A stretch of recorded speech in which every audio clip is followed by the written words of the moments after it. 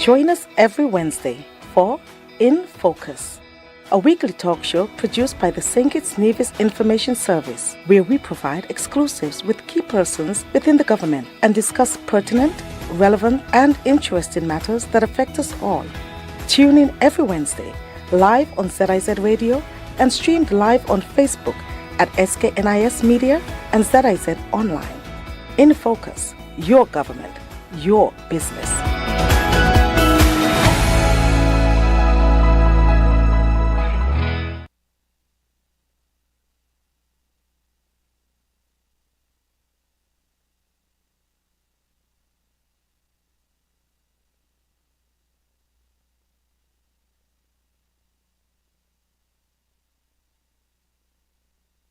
Welcoming you to InFocus, a weekly program where we take a closer look at what's happening within and across the government of St. Kitts and Nevis. On this episode, we turn our attention to the Immigration Department, an essential pillar in both national security and visitor experience. Joining us are Chief Immigration Officer Mr. Sheldon Jeffers and Deputy Chief Immigration Officer Suzette Hodge.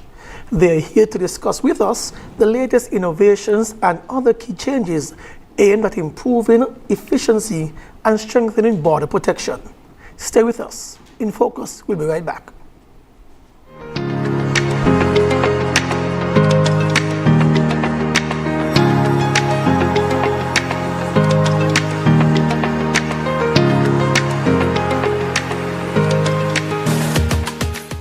At the Ministry of Tourism are pleased to welcome the introduction of the electronic travel authorization system. This is a meaningful step forward as we continue to modernize our tourism sector, making travel to St. Kitts and Nevis even more seamless, efficient, and visitor-friendly.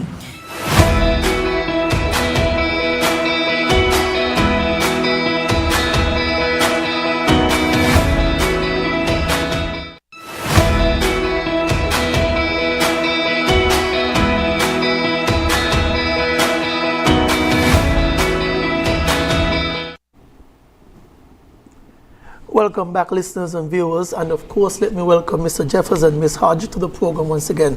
Thank you guys for joining us on this special edition of InFocus. Thank you for. So to begin, let's talk about the Immigration Department. Many people hear about the Immigration Department. A lot of you, they just think of, oh, these the guys who stop us at the airport. But what's the overarching vision of the Immigration Department?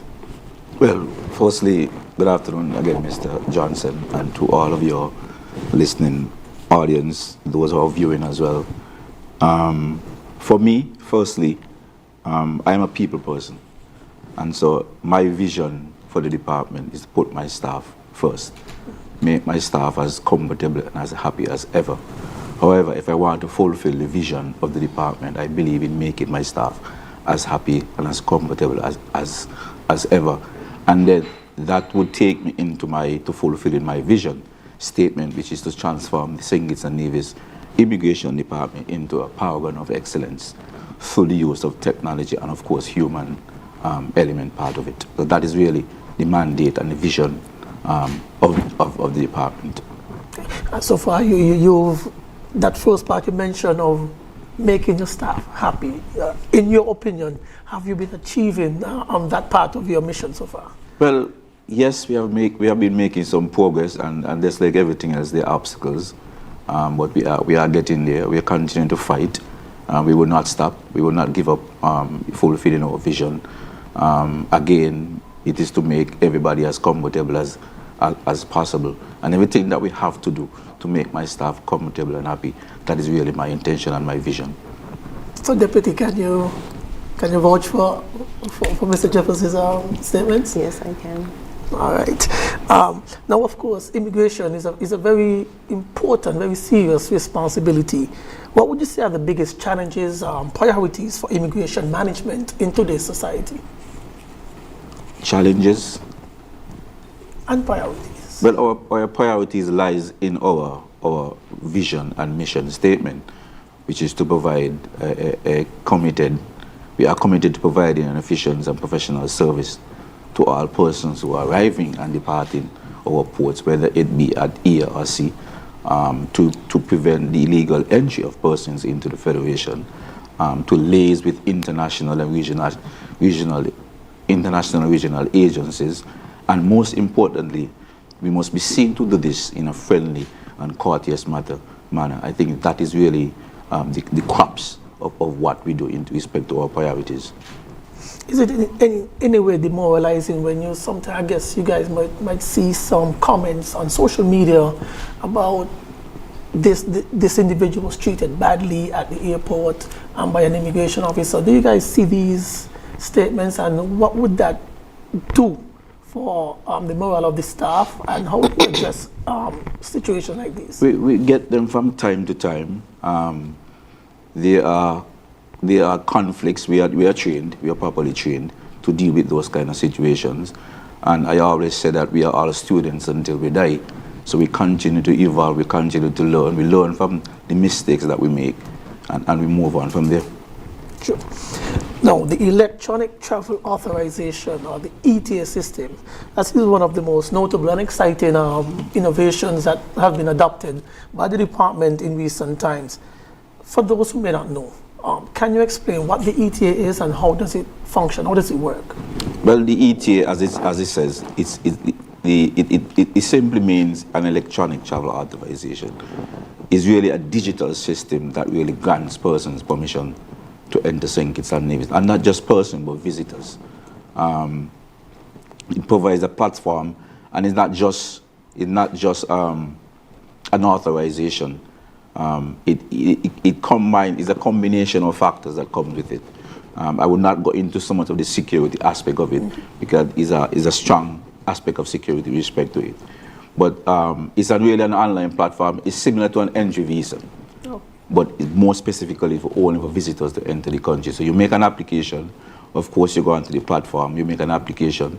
It requires you to enter some information, your travel details, your accommodations, and of course your passport information and so forth.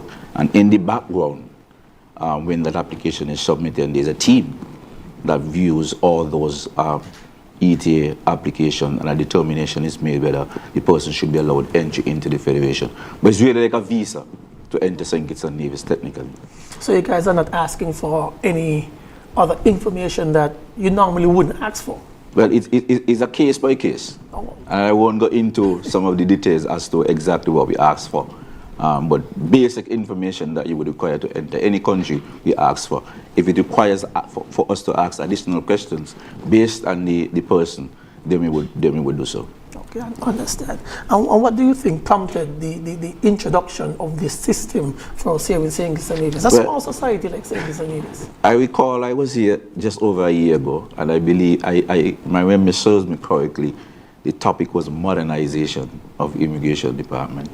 And I believe then the priority was the introduction of the chaos machine, yes, which we would have launched last year, about a year ago. And so the ETA is just an extension of our mission and our vision to modernize and technologize the immigration department.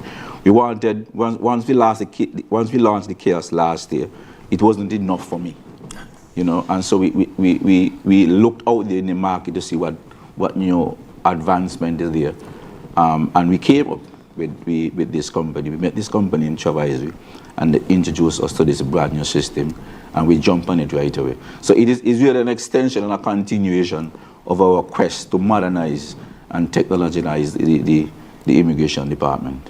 Okay, can you just give us a bit of details about, you mentioned the company Travaiserie. Is this a reputable organization that you guys have partnered with? Yeah, we would have never selected them if they wasn't reputable. We would have done all our checks and our balances with them before as a matter of fact, we visited their institution in Seychelles. Well, an extension of their institution, the company in Seychelles. We'd have looked at the system, we saw the system, and the rest is history. All right. And now, how has this new system impacted travelers and traveling to St. Kitts and Nevis? I mean, of course, we just had the busy St. Kitts Music Festival period where we had an influx of visitors. How did this system stand up? How did it impact the visitor experience during that busy period? Well, like I said earlier, my focus is on people. And people is not just my staff, but our focus is making sure that everybody that comes to St. Kitts and Nevis leave with an experience. Minister Henderson always speaks about the visitor experience, and so we wanted to create an atmosphere for people when they enter St. Kitts. The services that we offer with the use of the technology and the human element leaves a warming and a welcoming impression on each person. And so that is what we have been getting so far. That is really the crux of the matter. The timing of the ETA and the whole system was perfect. It came in perfectly for Music Festival with the amount of persons that would have arrived. And so it has really promoted St. Kitts and Nevis as a whole, and most importantly, the immigration department. So the process has really been overwhelming. And another busy period is coming up, our carnival celebrations. So you guys are confident that this system is in a perfect place to basically fulfill the mandate that you guys wanted to do. Perfectly. Yes, of course. As a matter of fact, it has been working so well for us with the positive feedback that we've been getting, that it is our intention to put a second corridor in the arrival hall. So yeah, it really has been working well for us. And like I said, our emphasis is on those persons that are arriving. Whether you're a visitor or you're a returning citizen and national, our emphasis is on you to make sure that when you get into that arrival hall, your experience is somewhat a wow. So, with any new system, there are bound to be some misunderstandings. There have been one or two complaints about a valid note on the ETA form. Some persons valid until a note on the ETA form that may have been causing a small issue for a number of travelers. Can you explain exactly what the valid until means in relation to traveling to St. Kitts? Well, it is something that is an issue, not an issue per se, but it's something that was drawn to our attention, and it is especially for returning citizens and national when they applied for the form. Well, it's not an ETA for citizens and residents because they don't require authorization to return. They would have gotten a similar response in the email with respect to valid until. But the truth is, Mr. Johnson, the ETA is really for a single entry. So in other words, that 90 days that you would have received on your valid until, you have between that time to travel to use that form. So every time you travel, you have to do a new form because it's only for a single entry. However, we have been adhering to the call. We would have spoken to the service provider to see what they can do to make it a little bit more friendly. And so they are working on something in the background and should be launched in the next couple of days. Okay, so it's really a single entry. It's not a multiple entry. So basically, you guys are listening to the concerns and addressing them as you go along. Remember, the concern is our people. People. Yes. Okay. Were there any challenges in getting the system up and running to the standard that you guys wanted it to be? There wasn't any technical issues. The first issue that we were encountering, based on the magnitude of the system and based on where our headquarters were located, we were firstly looking for a suitable place and location to host the equipments. And we got general support from the minister, who is the Honorable Prime Minister. I want to thank him very much for that.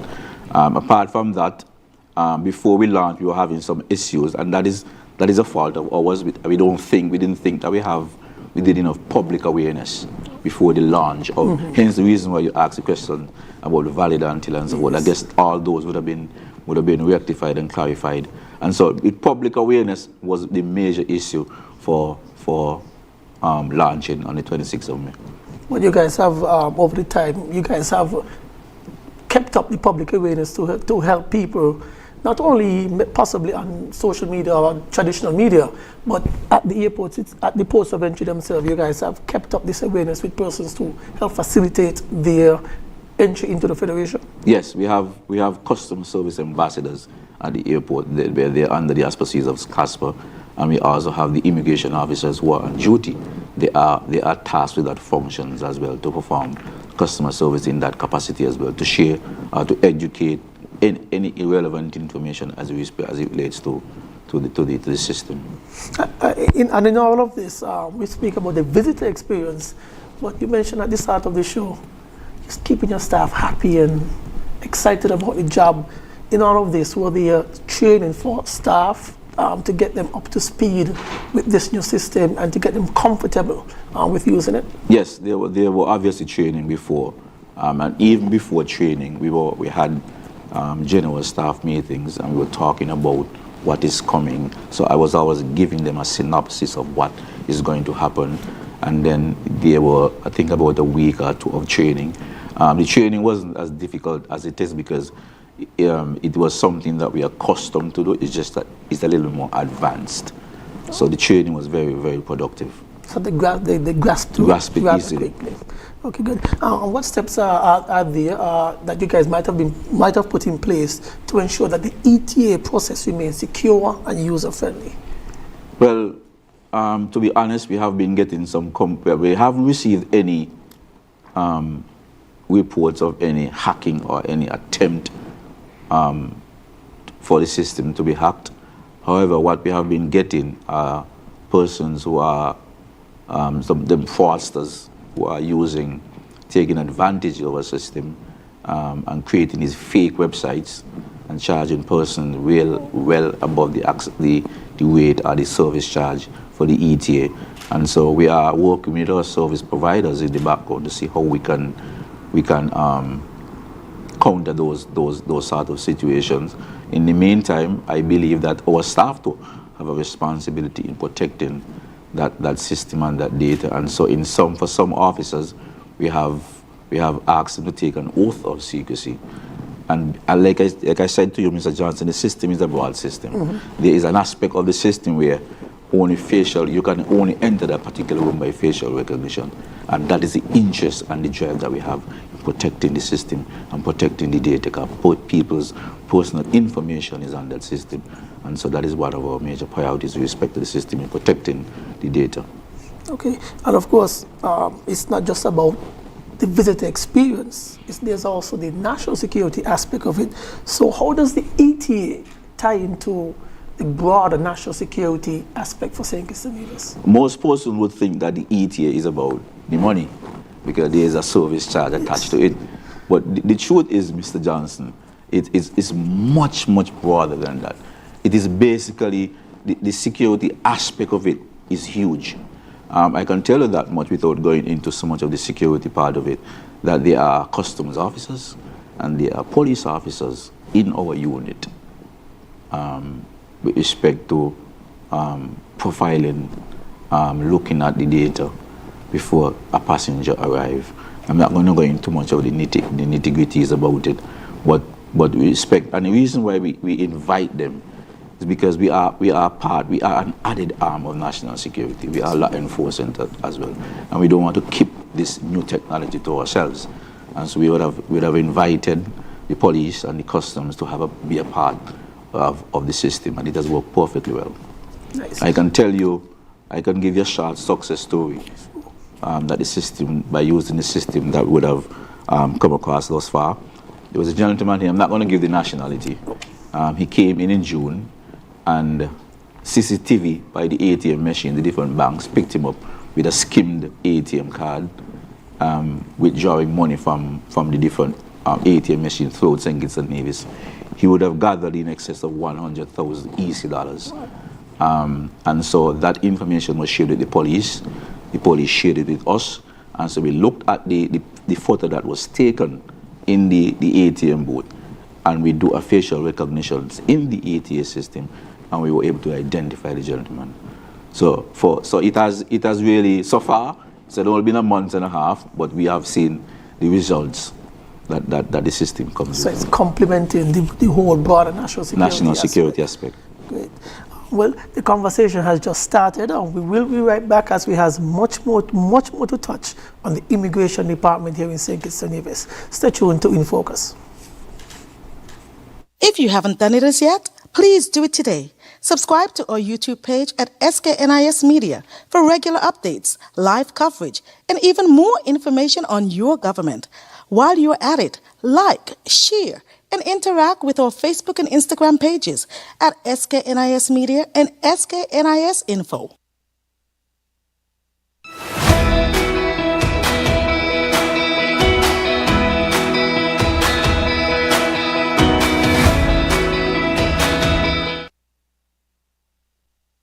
And welcome back, and thank you for sticking with us here on InFocus. Now, the Immigration Department, you guys recently introduced new uniforms for staff. Many of us would have seen them on social media, looking nice. What prompted, what motivated this change in the overall uniform at the department? As part of our drive to transform the department through technology and modernization, we thought it was fitting to have a new look to equate the advance of technology. Okay. And how have the new uniforms been received by members of staff? Do you guys go around, do you guys get the feedback from the staff members since they have suited up? Yes, the staff members, they prefer this uniform that we have to the other one that we had before, and persons in the public also prefer this type of uniform. So you guys are receiving compliments from the general public as well?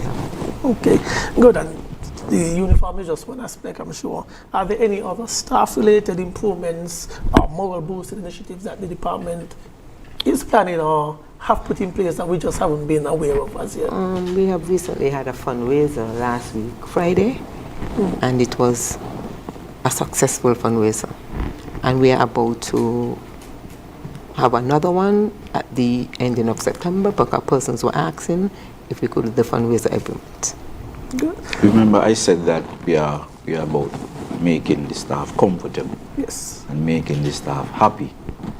And so what we would have done also to boost the morale of the staff, you would have recognized from the information that would have shared in the general public that this year, for the first time in all the music festivals, would have been our heaviest arrivals. Yes. And so usually our music festival time, we usually give the staff an extra rest day. And so because this year was so hectic, we had to actually stop rest day for that particular week, and so we're giving them additional rest day. So they're going to get 2 rest days for music festival as a booster for them as well. I'm sure they will greatly appreciate that. And for the fundraiser, we are doing this fundraiser because usually at Christmas, we have our Christmas party. So we are doing the fundraiser so we could have sufficient funds.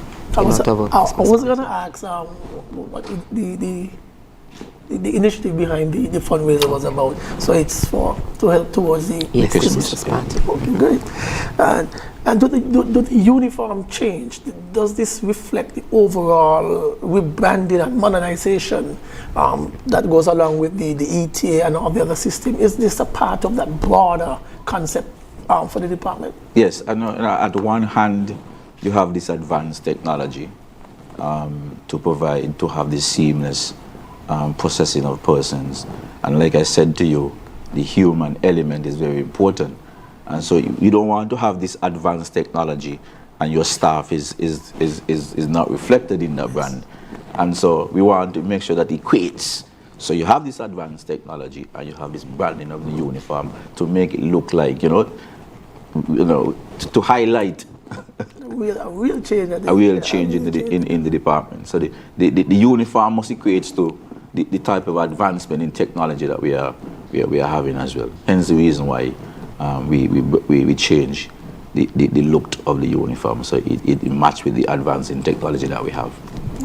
Okay, you touched on it briefly earlier, the kiosk. That wasn't mentioned too much. Are these kiosks still operational at the... Yes. Even though we have the biometric corridor, the option is still there for persons to use the kiosk. But of course, the kiosk, you're going to take another 12, 3 seconds at the kiosk as opposed to walking through the corridor. The corridor is much faster. And so, but the options of the kiosk is still, and they are still functional. Okay, good. So since the bio corridor, most people prefer to just walk through. Understandable.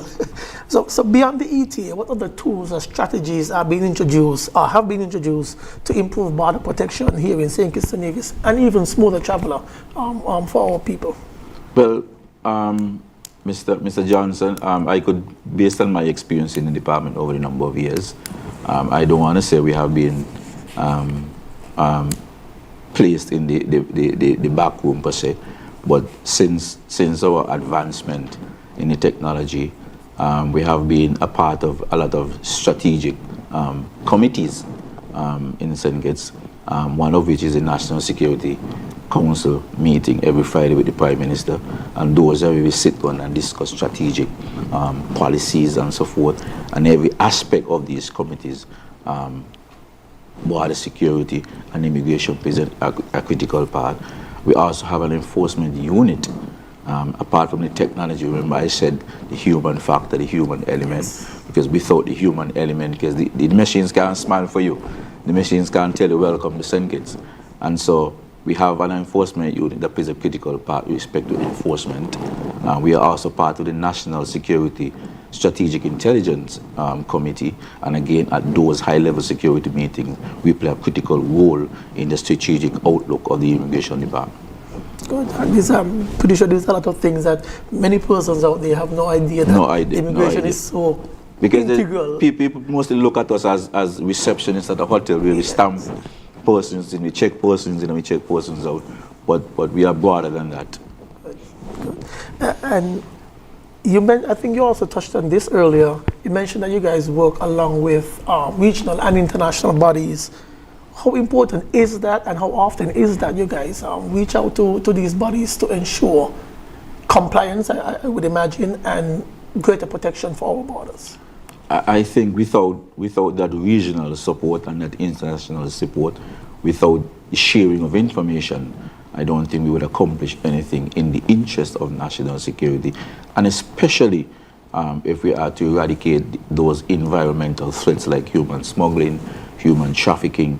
I think having that international and regional support is very critical to what we do. The St. Kitts and Nevis are part of CARICOM, of course. There is the CARICOM Impacts, which is responsible for security in the region. St. Kitts and Nevis signs MOU with CARICOM Impacts to share information, not only in border security, but in other aspects of national security. We have through the CARICOM Impacts MOUs with the US Customs Border Patrol, the UK and Canada, and so quite often enough, I receive a lot of emails from these international agencies requesting information, and likewise, vice versa.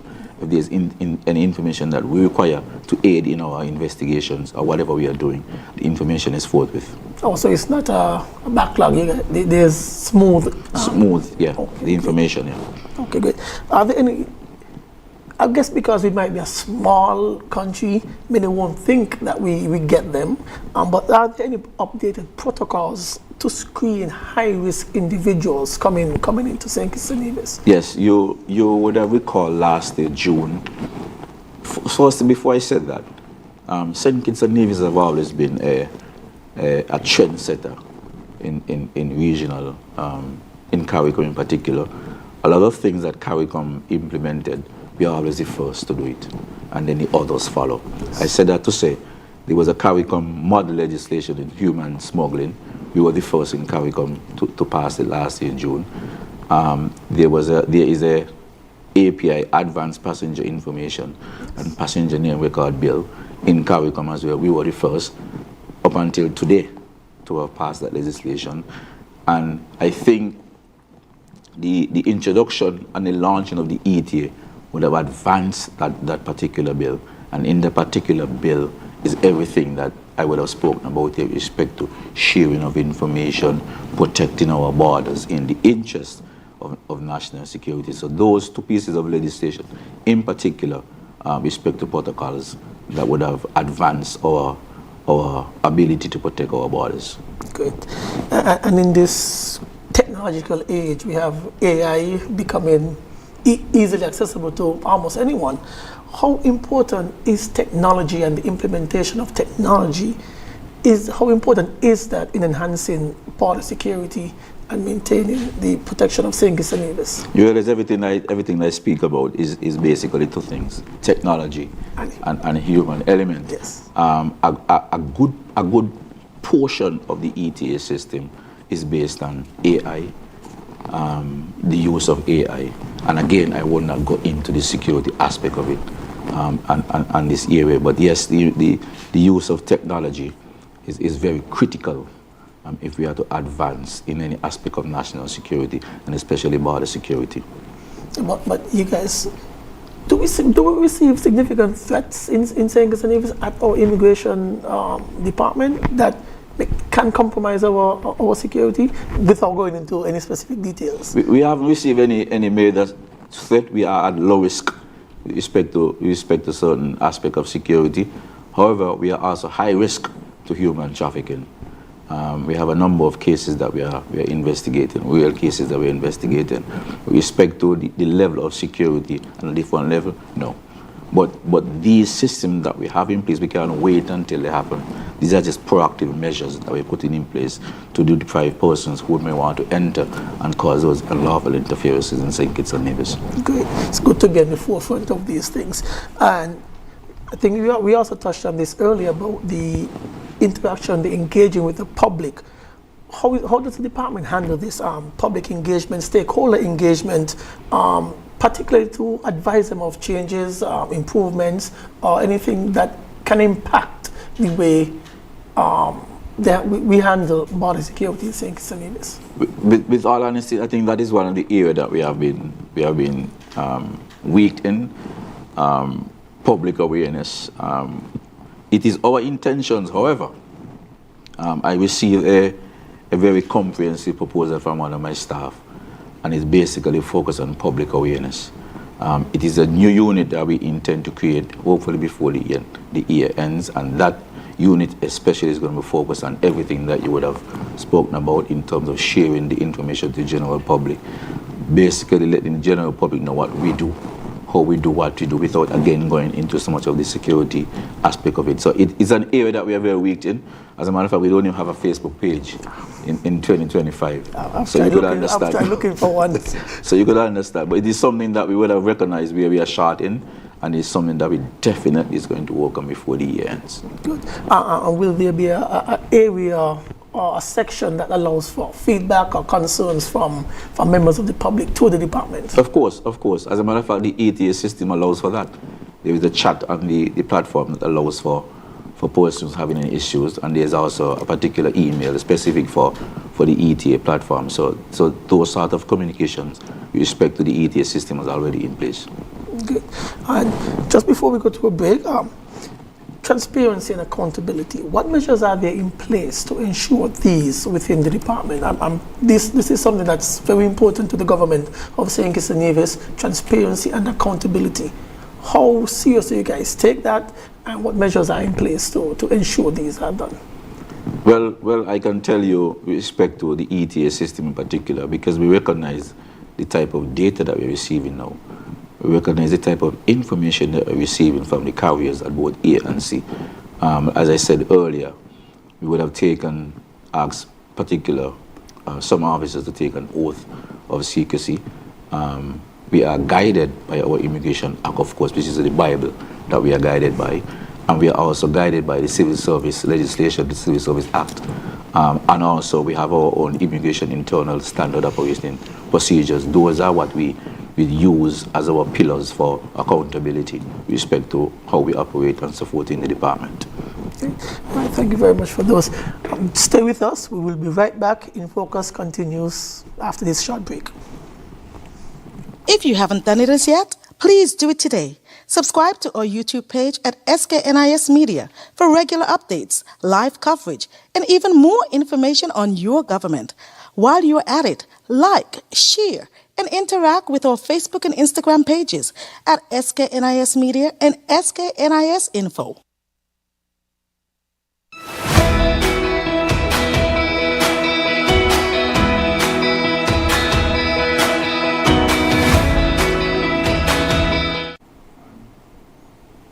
Thanks for staying with us here on InFocus, where we are talking all things immigration and its significance to border protection and a smoother visitor experience here in St. Kitts and Nevis. With me, of course, is the Chief Immigration Officer, Mr. Sheldon Jeffers, and his Deputy, Ms. Sudhes Hodge. Let's continue the conversation. Now, we spoke a bit of about innovation that you guys have already implemented, put in place, that has made traveling to St. Kitts and Nevis a lot easier, a lot safer as well. But are there any upcoming innovations and changes that you guys are aware of, the public should be aware of, that you guys are thinking about implementing? Well, apart from the additional corridor that we intend to put at arrivals, we intend to put one at departure as well. It is also, we are still in discussion with the service providers to have one at the seaport. However, that would require some more further discussions. We have also, and I'm not sure if you are aware, or the general public is aware, but the ETA system would have launched on the 26th of May 2025. However, there's a grace period for the service charge of half the actual cost, what it's supposed to be. So come the 1st of September, the full fare kicks in, which is 17 US. And of course, it involves 3 different categories as well. So you're going to have a standard category, which is 17 US, and you're going to have a premium and an expedited category as well. So these are some of the totally changes that you're going to see. We are also in the process of, the system allows us to do a multiple things. We have been in discussion with the Royal St. Christopher Nevis Police Force, and they have expressed their interest to add a section on the platform that allows for persons to apply for temporary driver's license before they arrive. So all visitors or in returning nationals who are returning for Christmas especially, and they intend to drive on the road, we want to create that particular section on the form where they can apply it through the same ETA system, and by the time they get to St. Kitts, they just go to the traffic department and collect their driver's license. That's basically some of the major changes that we intend to see with respect to the new ETA system in the next couple of weeks. Also, we have been having some issues with the diplomatic section of the form as well, and in the next couple of days we are going to add a diplomatic and delegates section to the form. So right now the form has 2 sections: visitors, residents, citizens, visitors, residents and OECS nationals, and visitor section. So we intend to add in the next couple of days a diplomatic and delegate section. And of course that section, the service charge is actually free. So this ETS system is a really comprehensive system. Wow. And with that, of course, we have to mention the fee. With everything, persons are going to argue why we have to pay something. Why do I have to pay extra? I already paid the plane ticket, still have to pay to enter the country. Is there anything you say to folks about just this small fee of $17 that accompanying the form? Well, I have never seen throughout the world there are a lot of ETAs, and there are none that is free. With everything, there is a cost. There is a cost of obviously involved in maintaining this system, and so that is where the service charge really goes into to maintain the system. But to be truthful, Mr. Johnson, the service that you're expected to receive upon arrival, it outweighs the cost of the ETA. So even if we say next week we're going to charge you $50, the service that comes with the cost on arrival, because the truth be told, anybody would want to travel to a country and would pay any amount of money, irrespective of the cost of the ticket, that when they arrive, the service that they are going to get, it is going to outweigh the cost that comes in now. So that is really the catch, the service. It's not just the money, but it's the service. The excellent service. The excellent service on arrivals. Okay. And so what would you say to travelers or visitors, even citizens of St. Kitts and Nevis, who may feel anxious about traveling and the new system we have here in place? What would you say to those persons? I would say 2 things to them. Coming to St. Kitts, it would be an experience that you would never experience anywhere in the world, because our system is one of a kind in the region. Secondly, if you want to experience the service that the systems come with, you have to ensure that you fill that ETA form prior to coming to St. Kitts. If you fill your form on arrivals, you will not enjoy the services of walking through that biometric corridor and go straight to customs. So my plea to the persons who are coming to St. Kitts, yes, the service is there, but fill the form ahead of time. Once you fill that form ahead of time, the service is available to you. Just walk from the aircraft, basically, come into the arrival hall and walk straight to customs. But you have to fill that form prior to arriving at the St. Kitts. To enjoy the full services that it offers. Okay, good. And with this ETA, we had the kiosk coming on stream last year and other innovations that you mentioned throughout the show. With all these innovations, you have a big task ahead. How do you envision the growth of the immigration department, let's say, in the next 5 years? Remember, I said our vision is to transform the department into a paragon of excellence, and we want to be the envy of other regional and international immigration agencies. We will continue to use technology and the human element, of course. I foresee we are going to be, we are already heading there. As a matter of fact, we have had a number of requests from regional countries to come and visit our systems. 2 weeks ago, Guyana was here. We got an invitation from Montserrat 2 days ago. CARICOM Impact's Executive Committee is going to be here the second week of August. Barbados have shown interest and Jamaica have shown interest. And so we are already start to fulfill our vision in becoming the excellence, paragon of excellence, and the envy of other immigration departments just by the services that we provide. And it will only get better. At the end of the day, it is our intention to ensure that when persons arrive, the services are there and they would want to return. And not only return, but bring somebody with them. I think the Prime Minister said it just recently, our small size does not limit or dictate who we are as a people. And it now shows that even these larger countries are looking to us. To see what we are doing. Great.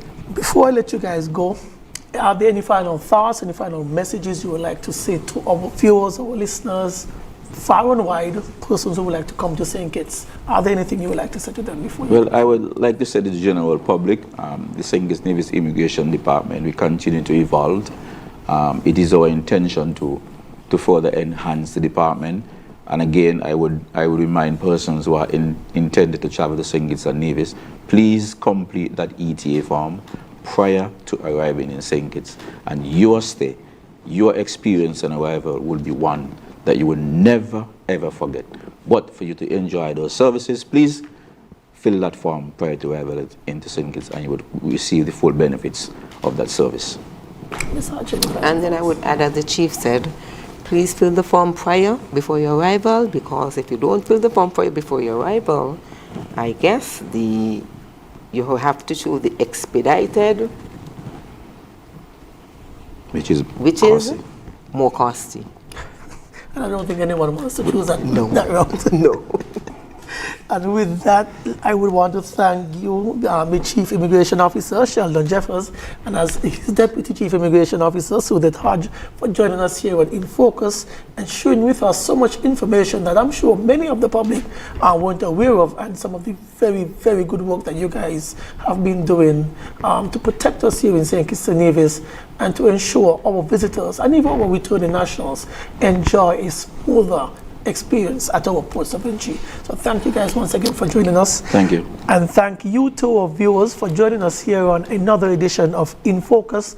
Join us next week for another take. Thank you very much.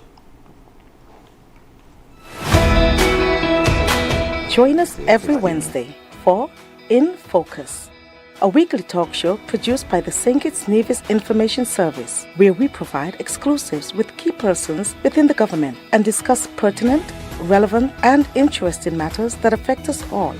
Tune in every Wednesday, live on ZIZ Radio and streamed live on Facebook at SKNIS Media and ZIZ Online. InFocus, your government, your business.